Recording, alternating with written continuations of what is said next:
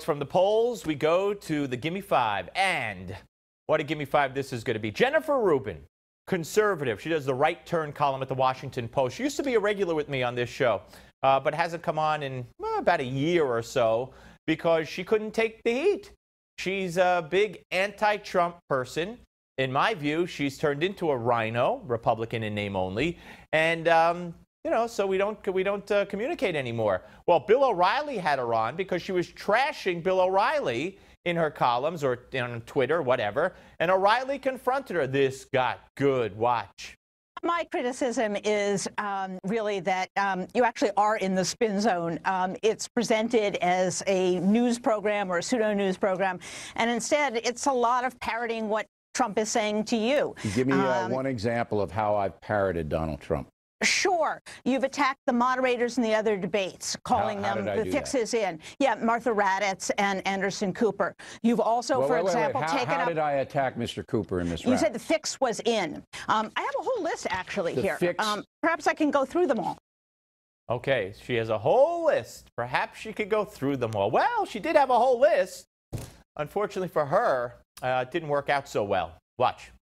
You're taking up the argument of the candidate rather than acting as an independent person. That's not Once true. Again, if I see that two Democrats are sitting there, both who have been aggressive with Donald Trump, all right, and then you have a candidate, Hillary Clinton, that's 3 against 1, all right, and in my analysis, and I do what you do, I have a right to say that may be not the fairest position. Right. It's a question of whether it's balanced. And unfortunately, over time, and like I said, I have a really long list of them, essentially you've kept up what the Trump campaign has been saying. Even if this were true, imagine Bill O'Reilly kept up what the Trump campaign has been saying. Is she compiling a list of the rest of the media that just parrots what the Clinton campaign tells them to say? It's so bizarre. But here you go. You've made excuses for the lock her up comment. You've pleaded with Ted Cruz, and he's really an honest man. When did I make excuses for lock her up? What did I exactly say? Let's see. That would have been on, let's see if I have the date exactly. It would have been on, lock her up would have been on in April and also in August. In August, in October, if you remember, Charles Krauthammer came on and had a very vigorous argument. Wait a minute. What did I say about in April and August? What exactly did I say?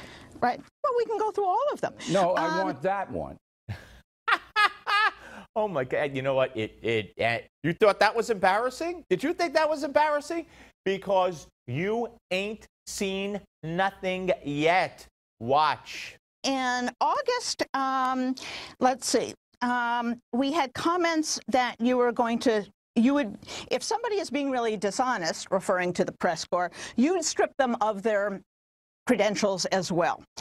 Doesn't sound like an independent thing. That doesn't have anything to do with lock them up. You are ill-prepared for this interview, Ms. Rubin. No, I'm not. I have a whole list here. Ms. Rubin, I have just given you a minute where you've hemmed and hawed. You said you said I justified a comment, lock her up. You can't point to it, and then you pivot to something else. Yes, You're ill-prepared for this.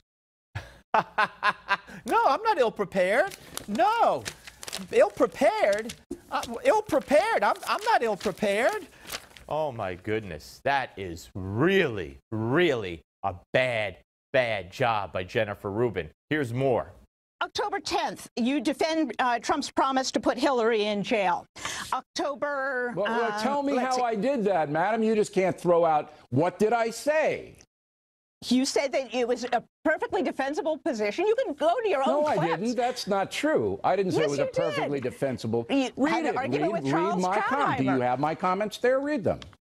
I don't have them word for word, but I have the date. And you know what I'll do, Bill? I'll put them up at my website, and people can judge for themselves. You know how many people are going to come to your website? 0, because you're not an honest analysis person. Well, you're not. Like... Wow. Wow. Oh, my goodness.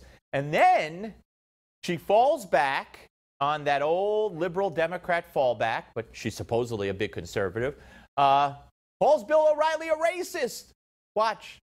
There was And the you can't- time that Charles Krauthammer came on the show, and he had Krauthammer to and I really debate things all castigate the you time. for saying you were using weaselly words, he said, to Okay. defend Trump's violence. You know what the difference You have is gone down between the birther Krauthammer and channel. I? You've gone down We're and called both for honest Judge people. Curiel to be And withdrawn from the that lets you case. out. All That's right. racism.